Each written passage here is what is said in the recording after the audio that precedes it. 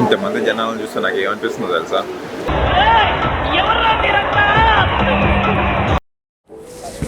Hello guys, ఎలా ఉన్నారు? It's been so long. చాలా రోజులు అవుతుంది మనం వీడియో పోస్ట్ చేసి. అంటే మనకున్న బద్ధకానికి మనం వీడియోస్ పోస్ట్ చేయడం కొంచెం కష్టమే. బట్ నేను డోంట్ వరీ, గట్టిగానే ప్లాన్ చేస్తున్నా. ఇక ముందు వీడియోస్ కంటిన్యూస్గా అప్లోడ్ చేస్తాను. బట్ ఎరకొట్టేద్దాం ఈ సిరీస్ని. బై ద వే, ఈరోజు నేను ఇటర్నల్ సిటీ అయినటువంటి రోమ్లో ఉన్నాను అనమాట. అంటే ప్రతి సంవత్సరం సుమారుగా ఈ సిటీకి కొన్ని లక్షల మంది విజిట్ చేస్తారు యాజ్ ఎ టూరిస్ట్గా. సో ఈరోజు నేను కొన్ని ప్లేసెస్ని చూపించబోతున్నాను అనమాట. అంటే మనం రోమ్లోనే ఆల్మోస్ట్ 2 months నుంచి ఉంటున్నాం. మోస్ట్ ఆఫ్ ద ప్లేసెస్ మనం గాలికి తిరుగుతూనే ఉన్నాం అనమాట.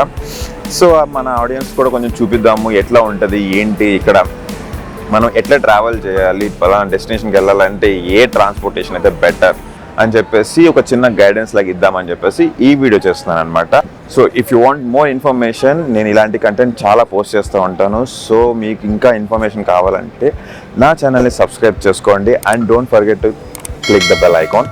మీకు ఎప్పుడు పెట్టిన వీడియోస్ నోటిఫికేషన్స్ వస్తుంది అనమాట. సో ఈరోజు నేను ప్రజెంట్ రోమా టర్మినీ దగ్గర ఉన్నాను అనమాట. నా బ్యాగ్ కనుక మీరు చూస్తే ఇది చాలా పెద్ద రైల్వే స్టేషన్ రోమ్లో. అంటే రోమ్ మనకి ఇటలీ రాజధాని. సో అలాంటి రాజధానిలో రైల్వే స్టేషన్ అంటే చాలా పెద్దగా ఉంటుంది కదా. ఇప్పుడు ఇదే రోమా టర్మినీ అనమాట. మీరు ఫ్లైట్లో వచ్చినా, బై ట్రైన్ వచ్చినా, ఏ వేలో నుంచి వచ్చినా సరే మీరు వచ్చి స్టార్ట్ అవ్వాల్సిన పాయింట్ రోమా టర్మినీ అనమాట. ఎందుకంటే మీరు ఫ్లైట్లో చాంపియన్లో ల్యాండ్ అయినా, ఫిమిచినోలో ల్యాండ్ అయినా వాళ్ళు తీసుకొచ్చి మిమ్మల్ని ఇక్కడే వదిలేస్తారు అనమాట. మీరు ఇక్కడ నుంచి ఎక్కడికి వెళ్ళాలి, ఏ డెస్టినేషన్కి వెళ్ళాలి అనేది మీరు డిసైడ్ చేసుకోవాలన్నమాట. ఇప్పుడు ఫర్ సపోజ్ ఈ రోజు నేను ట్రెవి ఫౌంటైన్ చూపిద్దాం అనుకుంటున్నాను. అండ్ అక్కడి నుంచి స్పానిష్ స్టెప్స్ తీసుకెళ్తాను. సో ఇక్కడ నుంచి మనం ట్రెవి ఫౌంటైన్కి ఎలా వెళ్తామో, అక్కడి నుంచి స్పానిష్ స్టెప్స్కి ఎలా వెళ్తామో చూపిస్తాను. సో మనం టైం వేస్ట్ చేయకుండా వీడియోని స్టార్ట్ చేద్దాం. Let's go.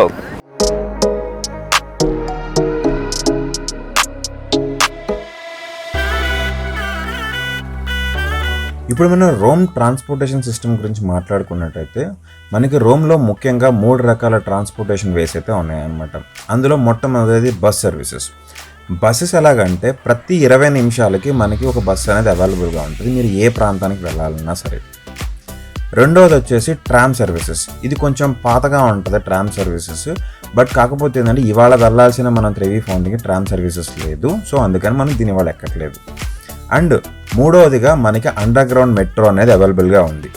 నేను ఇప్పుడు కిందకు వచ్చేసాను అనమాట. అంటే రోమా టర్మినీ స్టేషన్ కిందే మనకి మెట్రో స్టేషన్ ఉంటుంది అనమాట.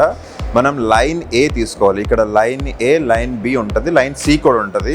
టూరిస్ట్ ప్లేసెస్కి సి యూజ్ అంతగా రాదు, బట్ మెయిన్లీ మనం line A and line B వాడతాం. ఈరోజు మనం వెళ్ళాల్సిన ట్రెవి ఫౌంటైన్కి యూజ్ చేయాల్సింది లైన్ ఏ అనమాట. అండ్ మీరు చూసారు కదా కౌంటర్స్ ఇక్కడ ఉన్నాయన్నమాట. ఈ కౌంటర్స్ దగ్గర మనకి టికెట్స్ దొరుకుతాయి. యాక్చువల్లీ నేను లోకల్లోనే ఉంటాను కాబట్టి నాకు పెద్దగా టికెట్స్తో పని ఉండదు. ఎందుకంటే నేను మంత్లీ పాస్ తీసుకున్నాను. ఇది వచ్చేసి నాకు ఒక 35 euros పడుతుంది. 35 euros పెడితే నేను 1 monthలో నేను ఎన్నిసార్లు అయినా ఎక్కడికైనా సరే ట్రావెల్ చేయొచ్చు అనమాట మొత్తం ఈ రోమ్లో. అండ్ మనం ఇక్కడ నుంచి వెళ్ళాలంటే టికెట్ తీసుకోవాలి కదా. ఆ టికెట్ వచ్చేసి 1.5 euro ఉంటుంది సింగిల్ ట్రిప్. అంటే 100 minutes వరకు వర్క్ అవుతుంది. మనం బస్సెస్లో కానీ లేకపోతే ఈ అండర్ గ్రౌండ్ మెట్రోలో కానీ వాడవచ్చు అనమాట. బట్ నేను సజెస్ట్ చేసేది అంటే ఒకవేళ మీరు రోజంతా తిరగాలనుకుంటే కనుక 7 euro పాస్ ఉంటుంది. అది తీసుకుంటే కనుక ఆల్మోస్ట్ మీరు 24 hours కంప్లీట్గా మీరు ఎక్కడ కావాలంటే అక్కడ తిరగవచ్చు. 24 hours వ్యాలిడ్ ఉంటుంది. ఒక 7 eurosలో మనం ఫుల్ డే ఏ ప్లేసెస్ కావాలంటే వెళ్ళొచ్చు, అక్కడికైనా వెళ్ళొచ్చు, లేక ఏ ట్రాన్స్పోర్టేషన్ కావాలన్నా యూస్ చేసుకోవచ్చు. అంటే లోకల్ ట్రాన్స్పోర్టేషన్ అనమాట. ఒకవేళ 2 days ఉండాలనుకున్న వాళ్ళు 12 euros ఒకటి ఉందన్నమాట. మొత్తం 48 hours పాస్ ఉంది. అది 12 eurosకి వస్తుంది. అది తీసుకుంటే 2 days మనం దర్జాగా ఎక్కడ కావాలంటే అక్కడ తిరగచ్చు. ఇక్కడ నాకు బ్యాక్గ్రౌండ్లో కనిపిస్తుంది కదా, ఇక్కడ మనకి ట్రైన్ వస్తుంది. సో అక్కడికి వెళ్ళి మనం ట్రైన్ పట్టుకుందాం. Let's go.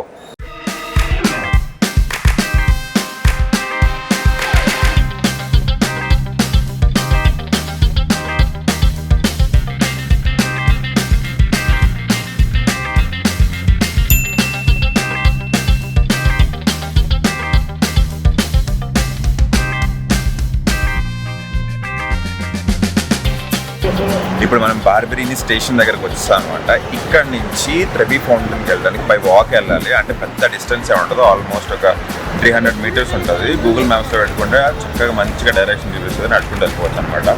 సో ఇది బార్బెరీ ఫౌంటైన్ అంటారు అనమాట. నా వెనకాల కనిపిస్తుంది కదా, ఇది కూడా చాలా ఫేమస్. దీని గురించి నేను తర్వాత మాట్లాడతాను. ఫస్ట్ మనం ట్రెవి ఫౌంటైన్ దగ్గరికి వెళ్దాం. Let's go.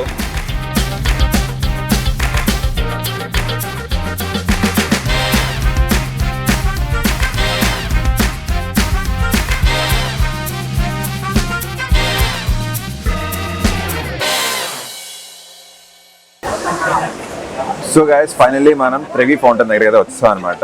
ఇప్పుడు నా వెనుకున్నదే అదే ట్రెవీ ఫౌంటైన్. రోమ్కి వచ్చిన ప్రతి టూరిస్ట్ ఖచ్చితంగా ఒక్కసారైనా లైక్ దాన్ని చూడకుండా అయితే మాత్రం వెళ్దామన్నమాట. ఎంత ఫేమస్ అంటే 1000 మంది టూరిస్టులు కనీసం దీన్ని విజిట్ చేస్తారు. ఏంటి రోజుకి కాదు, ప్రతి గంటకి కనీసం ఒక గంటకి 1000 మంది టూరిస్టులు అయినా యావరేజ్గా దీన్ని విజిట్ చేస్తారన్నమాట. అంటే ఇక్కడికి దీనికి టికెట్ అట్లా ఎంట్రన్స్ ఫీజు అట్లా ఏముండదు, నార్మల్ ఫ్రీ అనమాట. అందరూ వచ్చి పోతూ ఉంటారు.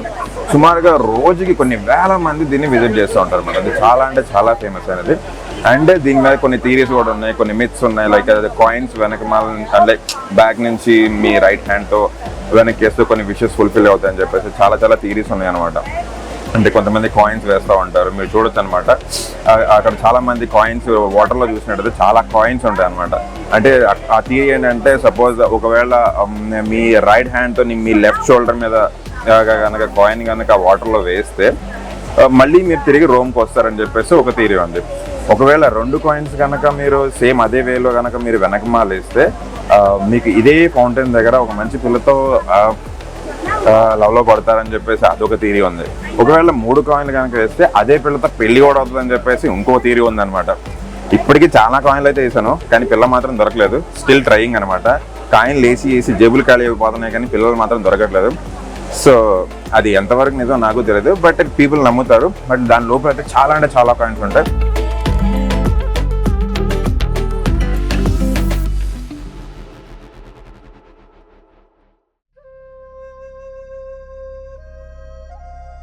దీని చరిత్ర గురించి మనం మాట్లాడుకున్నట్టయితే 19th BCలో మొట్టమొదటి రోమన్ ఎంపరర్ అయినటువంటి ఎంపరర్ అగస్టస్, అతని పరిపాలనలో గ్రిప్పా అనే ఒక వ్యక్తి ఉండేవాడు. అతనే రోమ్కి ఈ వాటర్ని తీసుకొచ్చాడు అనమాట.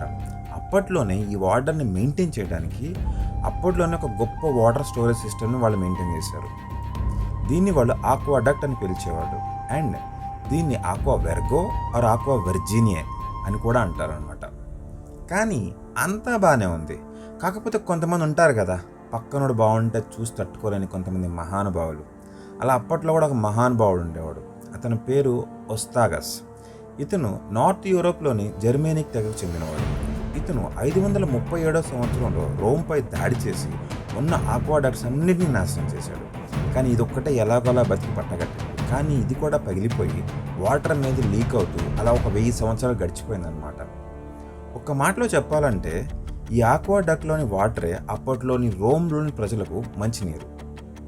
ఆ తర్వాత 1453లో పోప్ నికోలస్ V ఈ నీటి ప్రాంతాన్ని ఒక మంచి అద్భుతమైన ప్రాంతంగా తీర్చిదిద్దుదామని చెప్పేసి మొట్టమొదటిసారిగా ఇక్కడ ఒక శంకుస్థాపన అనేది చేశారనమాట. కాకపోతే అది అప్పట్లో పూర్తవలేదు అనుకోండి. ఆ తర్వాత 1731లో పోప్ క్లీమెంత్ XII ఇక్కడ పూర్తిగా ఒక మంచి అద్భుతమైన ఫౌంటైన్ని నిర్మించాలని చెప్పేసి అక్కడ ఒక పెద్ద కాంటెస్ట్ అనేది ఏర్పాటు చేశాడు.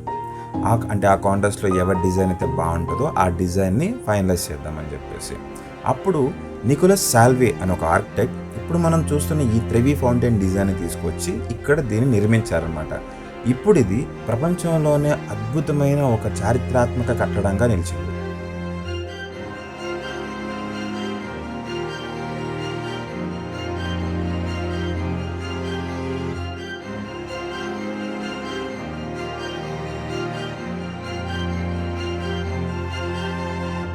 సో అది ట్రెవీ ఫౌంటైన్ గైస్, చూసారు కదా. చాలా అంటే చాలా ఇంట్రెస్టింగ్ ప్లేస్. చాలా మంది టూరిస్టులు విజిట్ చేస్తూ ఉంటారనమాట. మీరు ఎప్పుడైనా రోమ్ వచ్చినప్పుడు తప్పకుండా విజిట్ చేయండి. చూసారు కదా జనాలు ఎంతమంది ఉన్నారో. నా సజెషన్స్ టైం. నా సజెషన్ ఏంటంటే ఒకవేళ కనుక మీరు మార్నింగ్ 8 నుంచి నైట్ 11 లోపు కనుక మీరు వచ్చారంటే సేమ్ సిచ్యువేషన్ కనుక మీరు ఫేస్ చేస్తారు. అంటే ఇంతమంది జనాలు వీళ్ళందరినీ చూస్తే మీకు ఏమనిపిస్తుంది అంటే ఏంట్రా జనాలు అందరూ ఏంటి ఇంతమంది ఉన్నారు అని చెప్పేసి అనిపిస్తుంది. సో నేను చెప్పేది అంటే ఈ టైంలో రాకండి. కాస్త ఒళ్ళు బద్దకాన్ని పక్కన పెట్టి నేను చెప్పే టైమింగ్స్లో కనుక వస్తే చాలా ప్రశాంతంగా ఎవ్వరు ఉండరు. మంచిగా మీకు కావాల్సినట్టుగా ఫోటోలు దిగవచ్చు, వీడియోలు తీసుకోవచ్చు, ఏమని చేసుకోవచ్చు. నేను చెప్పేది ఏంటంటే నైట్ రండి. అంటే లైక్ నైట్ midnight 12 తర్వాత కనుక మీరు ఈ ప్లేస్కి వస్తే చాలా అసలు జనాలు ఎవ్వరు ఉండరు. చాలా అంటే చాలా పీస్ఫుల్గా ఉంటుంది. మీకు నచ్చినట్టు ఫోటోలు తీసుకోవచ్చు. లేదు నేను midnight రాలేనంటే ఎర్లీ మార్నింగ్ రండి. ఎర్లీ మార్నింగ్ 4 కానీ 5 కానీ అట్లీస్ట్ 6కి వచ్చినా కానీ మీకు వండర్ఫుల్ ఎక్స్పీరియన్స్ అనేది మాత్రం దొరుకుతుంది అనమాట. అండ్ ఇంకో సజెషన్ ఏంటంటే ఇప్పుడు మనం అంత దూరం ట్రావెల్ చేసి రోమ్కి వస్తాం కదా, మనం కకృతి పడేది మెక్డోనల్డ్స్లోనో ఏ బర్గర్ కింగ్లోనో అదే కేఎఫ్సీలోనో దూరేసి తక్కువలో వస్తుంది అని చెప్పి ఏదో చెత్త రావడం తినేస్తాం. నేనేమంటానంటే ఒక లోకల్ ప్లేస్ని విజిట్ చేసినప్పుడు ఆ లోకల్ ఫుడ్ని కూడా మనం టేస్ట్ చేయాలి. అప్పుడే మనం అథెంటిక్ ఫీల్ అనేది మనం ఫీల్ అవ్వగలుగుతాం అనమాట. సో ఏంటంటే కకృతి పడకుండా మనం ప్రశాంతంగా ఏ లోకల్ ఇటాలియన్ రెస్టారెంట్లోకి వెళ్ళేసి మంచి మంచి మార్గరెటా పిజ్జాలు అండ్ ఇక్కడ పాస్తాస్ మస్ట్ అండ్ షుడ్ అనమాట. పాస్తా చాలా బాగుంటాయి అనమాట. పాస్తాలు ట్రై చేయండి, పిజ్జాలు ట్రై చేయండి, లోకల్ ఫుడ్స్ తినండి, లోకల్ డ్రింక్స్ తాగండి. లైక్ వచ్చేసాం కదా, జస్ట్ చూసేసాం కదా, లైక్ వెళ్ళి ఏదో చెత్త చెదరం తిరిగి వెళ్ళిపోయాం కదా అంటే మీరు ఏం ఫీల్ అవ్వడానికి ఏం ఉండదు. లైక్ టేస్ట్ చేయండి లోకల్ పాస్తాస్ ఎట్లా ఉంటాయి ఏంటి అని చెప్పేసి. కుజిన్స్, ఇటాలియన్ కుజిన్స్ చాలా బాగుంటాయి. ఎక్కడికి వెళ్ళి ట్రై చేసినా కానీ ఇడ్లీలో ఫుడ్ చాలా బాగుంటుంది. రెస్టారెంట్లో కాస్త కొంచెం ఎక్స్పెన్సివ్ ఉంటుంది. డోంట్ కంపేర్, మనం ఇండియన్ కరెన్సీకి ఇక్కడికి కంపేర్ చేసే మాత్రం పోకూడదు తినలేం మనం. సో అట్లా కంపేర్ చేయకుండా జస్ట్ వెళ్ళండి, ఒకసారి తింటాం, మహా అయితే ఒకసారి ఖర్చు పెడతాం. వెళ్ళండి, తినండి, ఎంజాయ్ చేయండి, ప్రశాంతంగా లైఫ్ లాంగ్ మెమరీస్ గుర్తుపెట్టుకోండి. అండ్ నౌ మనం ఓకే త్రెవి ఫౌంటైన్ అయిపోయింది కదా, ఇక్కడ నుంచి మనం స్పానిష్ స్టెప్స్కి వెళ్దాం అనమాట. జనాలు చాలా వింత చూస్తున్నారు ఇందా నుంచి, అంటే వ్లాగింగ్ లేవని సహజం. ఇక్కడ నుంచి మన స్పానిష్ స్టెప్స్ గూగుల్లో కొడితే కనుక ఒక 600 మీటర్స్ ఉంటుంది. 600 మీటర్సే కాబట్టి పెద్ద మనం ఏ వెహికల్ తీసుకోవాల్సిన పని లేదు. జస్ట్ నడుచుకుంటూ వెళ్ళిపోవచ్చు. మీరు నడుచుకుంటూ వెళ్తే ఏంటంటే చాలా చుట్టుపక్కల అన్నీ మీకు రెస్టారెంట్స్ చాలా బ్యూటిఫుల్గా ఉంటుంది. మీకు డే వచ్చినా నైట్ వచ్చినా కానీ చాలా బ్యూటిఫుల్గా కనబడుతుంది. మీరు ఇంకా నైట్ విజిట్ చేస్తే ఇంకా చాలా కలర్ఫుల్గా కనబడుతుంది. నైట్ అప్ టు 11 వరకు అన్ని రెస్టారెంట్స్ ఓపెన్ చేస్తుంటే చాలా అంటే చాలా బాగుంటుంది. నైట్ విజిట్ చేయండి నా సజెషన్ ప్రకారం. సో మనం ఇప్పుడు స్పానిష్ స్టెప్స్ దగ్గరికి వెళ్ళిపోదాం. అది ఇక్కడ నుంచి ఒక 600 మీటర్స్ ఉంది. బై వాక్ వెళ్ళిపోదాం. మీకు దారి మధ్యలో ఎలా ఉంటుంది ఏంటో చూపిస్తాం. Let's go. అండ్ ఇటాలియన్లో నేర్చుకుని ఏమంటారు తెలుసా? అందియామో గైస్.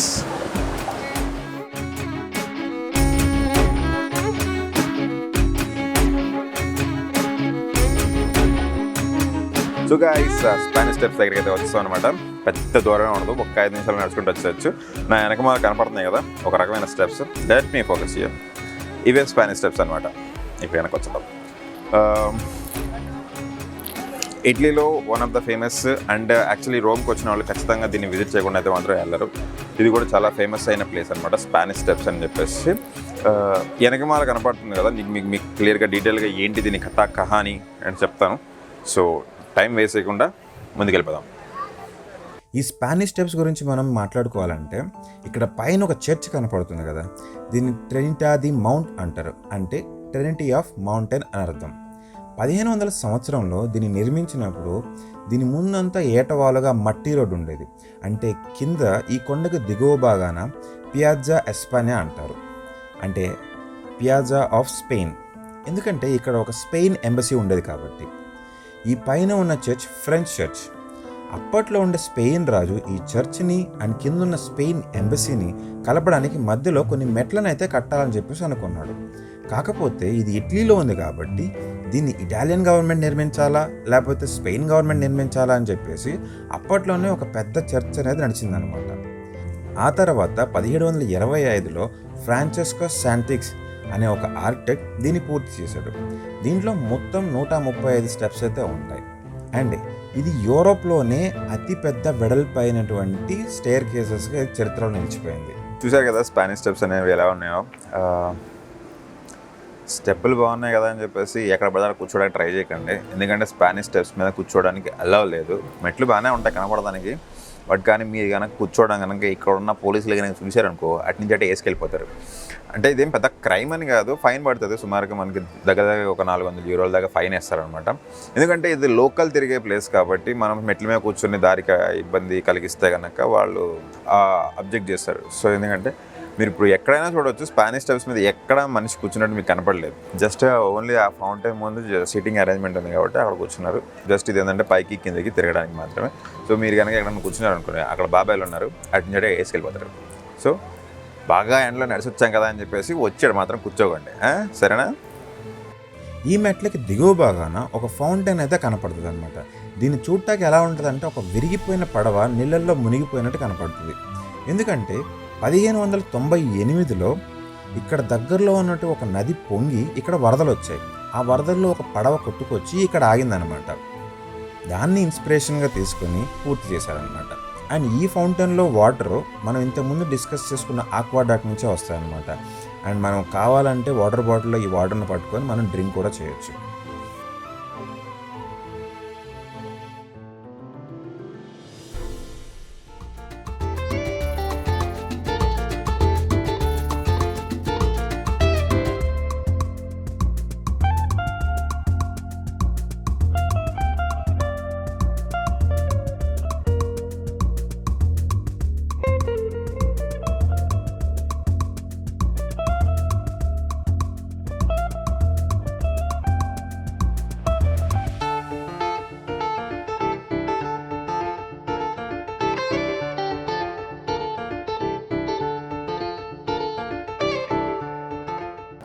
సో అది గైస్ ఇవాళ episode Trevi fountain and Spanish steps మీకు నచ్చిందని అనుకుంటున్నాను. మ్యాక్సిమం నాకు ఎంత ఇన్ఫర్మేషన్ తెలుసో అది మొత్తం మీకు షేర్ చేశాను అనమాట. మీకు నచ్చినట్టయితే చిన్న ఒక లైక్ కొట్టండి. ఇంకా ఇలాంటి మోర్ ఇన్ఫర్మేటివ్ వీడియోస్ ఇంకా ముందు ముందు రాబోతున్నాయి అనమాట. సో సబ్స్క్రైబ్ చేసుకోండి మై ఛానల్ని అండ్ బెల్ ఐకాన్ని క్లిక్ చేసి పెట్టుకోండి. నేను ఎప్పుడైతే వీడియో పెడతానో నోటిఫికేషన్ వచ్చేస్తాను అనమాట. మ్యాక్సిమం నేను ఒకదాని తర్వాత ఒకటి వీడియోస్ అప్లోడ్ చేయడానికి ట్రై చేస్తాను అనమాట. ఎందుకంటే నేను వర్క్లో ఉంటాను, సమ్ లైక్ స్టడీస్ ఉంటాయి, సంథింగ్ ఇవన్నీ మేనేజ్ చేసుకుంటే నేను వీడియోస్ అప్లోడ్ చేస్తూ ఉంటాను కాబట్టి.